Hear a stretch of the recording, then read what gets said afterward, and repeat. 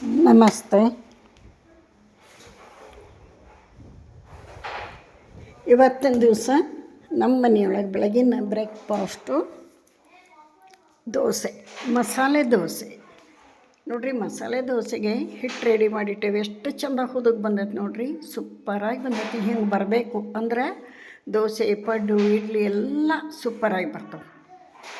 ನೋಡಿರಿ, ನಿಮಗೆ ತೋರ್ಸಾಕತ್ತೀನಿ ಈಗ ಎಷ್ಟು ಚೆನ್ನಾಗಿ ಹುದುಗ್ ಬಂದೈತಿ.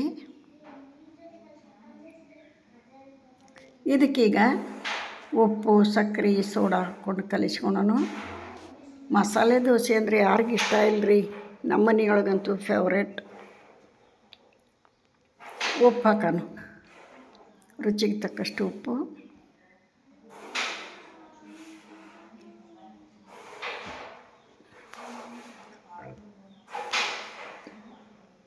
ಸ್ವಲ್ಪ ಸೋಡಾ ಹಾಕೋಣ, 1/4 ಸ್ಪೂನು, ಸಣ್ಣ ಸ್ಪೂನ್ಲೆ.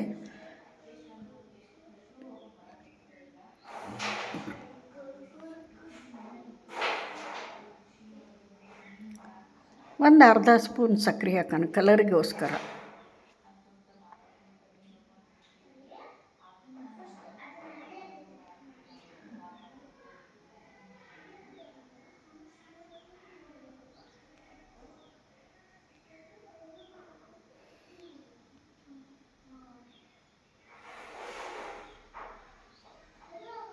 ಇದನ್ನೆಲ್ಲ ಚೆನ್ನಾಗಿ ಮಿಕ್ಸ್ ಮಾಡಿಕೊಂಡು ಒಂದು 5 ನಿಮಿಷ ಬಿಟ್ಟು ದೋಸೆ ಹಾಕೋಣ.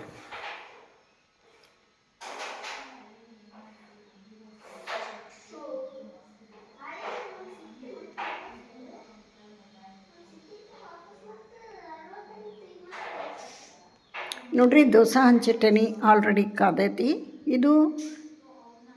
ಇದು ಕಬ್ಬಣದ ಹಂಚು. ನಾನ್ ಸ್ಟಿಕ್ಕು ಯೂಸ್ ಮಾಡಬಾರ್ದು ಅಂತಾರೆ, ಅದಕ್ಕೋಸ್ಕರ ಕಬ್ಬಣದ ಹಂಚಿನಾಗ ನಾನು ದೋಸೆ ಮಾಡ್ತೀನಿ.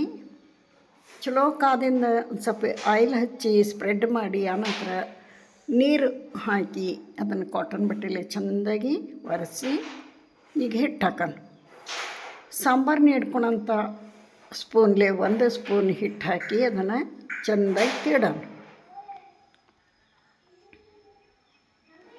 ಏನು ಚೆನ್ನಾಗಿ ಬಂದಾವು ದೋಸೆ ಅಂತೀರಿ, ಕ್ರಿಸ್ಪಿಯಾಗಿ ಬಂದಾವು. ನೋಡಿರಿ, ನಿಧಾನಕ್ಕೆ ಈ ಥರ ತೀಡಬೇಕು. ಮೀಡಿಯಮ್ ಉರಿ ಇರಲಿ, ತೀಡೋವರೆಗೆ ಸಣ್ಣ ಉರಿ ಇರಲಿ. ತೀಡಿಂದ ಮೀಡಿಯಮ್ ಟು ಸ್ಲೋ ಮಧ್ಯದಲ್ಲಿಡಬೇಕು ಉರಿನ. ಇದಕ್ಕೆ ನೋಡ್ರಿ, ಈಗ ಸ್ವಲ್ಪ ಬೆಂದ ನಂತರ ಮಸಾಲೆ ದೋಸೆ ಆಗಿರೋದ್ರಿಂದ ಆಯಿಲ್ ಮತ್ತು ತುಪ್ಪ ಎರಡೂ ಮಿಕ್ಸ್ ಮಾಡಿ ಹಾಕಬೇಕು. ಎರಡು ಅರ್ಧ ಮಿಕ್ಸ್ ಮಾಡಿ ಇಟ್ಕೊಂಡಿರ್ತಾನೆ ನಾನಿಲ್ಲೇ ಮಸಾಲೆ ದೋಸೆಗೆ. ಈ ಥರ ಹಾಕಿದಾಗ ಮಸಾಲೆ ದೋಸೆ ರುಚಿ ಬರೋದು.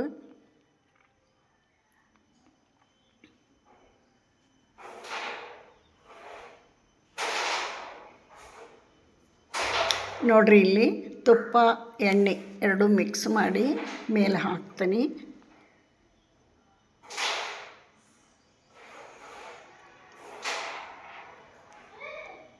ಆನಂತರ ಇದಕ್ಕೆ ದೋಸೆ ಪೌಡ್ರ್ ಉದುರಿಸ್ತೀನಿ ಮೇಲೆ.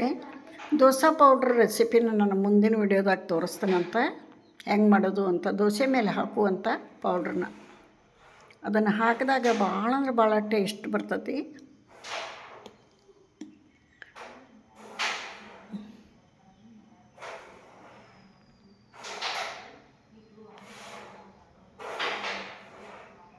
ಈ ದೋಸೆ ಮೇಲೆ ಹಾಕೋಂಥ ಪುಡಿ ಚಟ್ನಿ ಭಾಳ ಅಂದ್ರೆ ಭಾಳ ರುಚಿ ಕೊಡ್ತೈತಿ.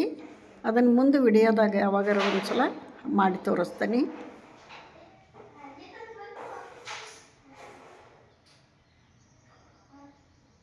ಸ್ವಲ್ಪ ಕಲರ್ ಚೇಂಜ್ ಆಗಕತ್ತಿನ ಪುಡಿ ಹಾಕ್ಬೇಕಿದ್ರ ಮೇಲೆ.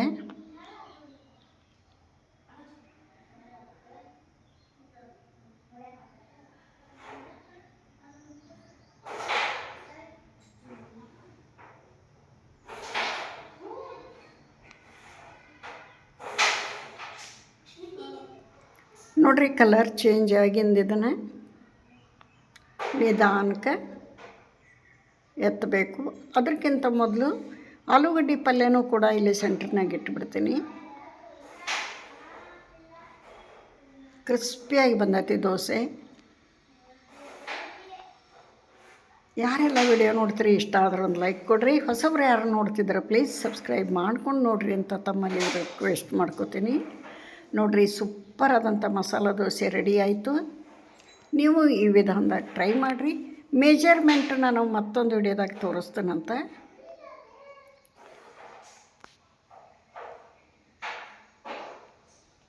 ಏನೇನು ಹಾಕ್ಬೇಕು, ಎಷ್ಟೆಷ್ಟು ಹಾಕ್ಬೇಕು ಎಲ್ಲ ತೋರಿಸ್ತೀನಿ.